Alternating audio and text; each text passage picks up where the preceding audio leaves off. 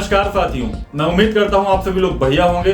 और आज हम एक ऐसे टॉपिक पर, एक ऐसे विषय पर चर्चा करने जा रहे हैं जो होता तो है पर हमें दिखाई नहीं पड़ता है, जो हमारे सामने नहीं आता है, परंतु एक बंद दरवाजे के पीछे हमेशा होता है। Marital rape. एक सुंदर समाज की स्थापना करने के लिए हमें ऐसे विषयों पर प्रकाश डालना बहुत जरूरी होता है ताकि एक न्याय संगत समाज सुनिश्चित हो सके और इसके बारे में लोगों के बीच में जागरूकता फैले, लोग इसके बारे में बातचीत करें, तभी हमारे समाज में चीजें बेहतर हो सकती हैं। तो आइए जानते हैं कि मैरिटल रेप क्या होता है। वैवाहिक बलात्कार यानी मैरिटल रेप।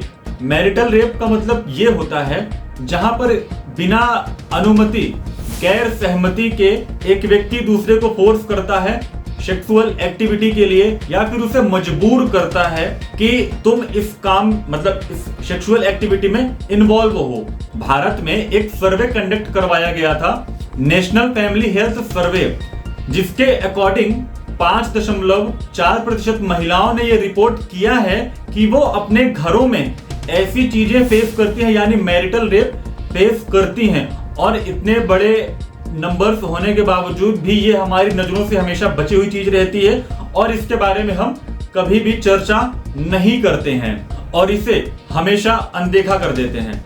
आइए इसे एक उदाहरण से समझते हैं। मान लीजिए एक पुरुष और एक महिला की शादी होती है और वो अपनी जिंदगी 2-4 साल 5 साल अपनी हंसी खुशी से बिताते हैं, घर परिवार सब कुछ ठीक ठाक होता है।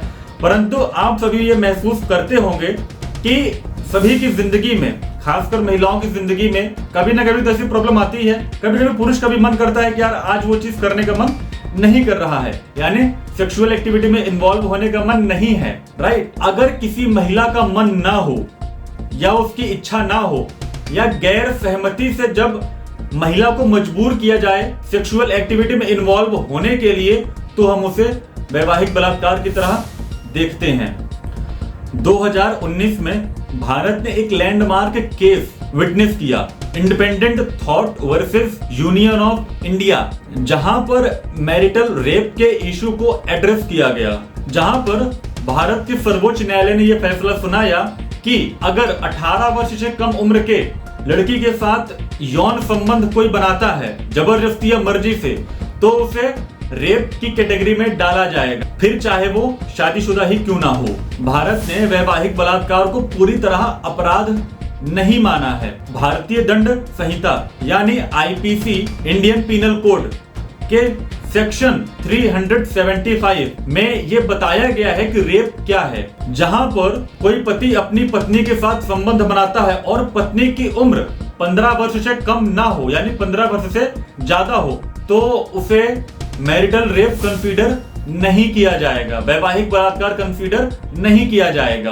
हालांकि भारत ने अभी तक वैवाहिक बलात्कार को अपराध घोषित नहीं किया है, मगर कई सारे ऐसे देश हैं जिन्होंने वैवाहिक बलात्कार को अपराध के तौर पे घोषित किया है, जैसे कनाडा, ऑस्ट्रेलिया और यूरोपियन देशों में कई सारे ऐसे देश हैं जिन्होंने इसको स्पष्ट रूप से अपराध का दर्जा दिया है, अपराध घोषित किया है। भारत में वैवाहिक बलात्कार के पीड़ितों का समर्थन करने के लिए हमारे यहाँ कई सारी ऑर्गेनाइजेशन भी काम करती हैं, जैसे कि साक्षी, आपने साक्षी का नाम सुना होगा, और the all India democratic women association. ऐसे ऑर्गेनाइजेशन जो जागरूकता को बढ़ावा देते हैं और समर्थन देने और बदलाव की वकालत करने के लिए सक्रिय रूप से काम कर रहे हैं। अगर आप न्यूज़पेपर पढ़ते हैं तो आपने ध्यान दिया होगा कल के अखबार में, द हिंदू के अखबार में, जहां पर यह बताया गया है कि ऑनरेबल सुप्रीम कोर्ट अब 3 जनों की बेंच बिठाएंगे, जहां पर इस मैरिटल रेप यानी मैरिटल रेप पर पूरी तरह चर्चा होगी, इसको क्रिमिनलाइज करने की बात की जाएगी। और अंत में हम सबको समाज में समानता, दूसरे का अधिकार, दूसरे की सहमति, इन सब चीजों पर भी बहुत ध्यान देना चाहिए, तभी हम एक सुरक्षित और न्याय संगत समाज की कामना कर सकते हैं। नहीं तो हमारे समाज में ऐसी चीजें कभी बंद दरवाजे के पीछे होती हैं, कभी खुलेआम रोड पर होती हैं और होती ही रहती हैं। और हमारा समाज, जैसे कि आपको पता है, सुनने का आदी हो चुका है, तो हम ऐसी चीजों पर ध्यान नहीं देते हैं। आप आए दिन अखबार उठाएंगे तो ऐसी चीजें अखबार में हर दिन छपती हैं, पर हम उसको देखते ही नहीं, और देखते भी तो उतना गौर नहीं फरमाते हैं उस पर। क्यों? क्योंकि हम हमारे कान उस चीज को सुनने के आदी हो चुके हैं।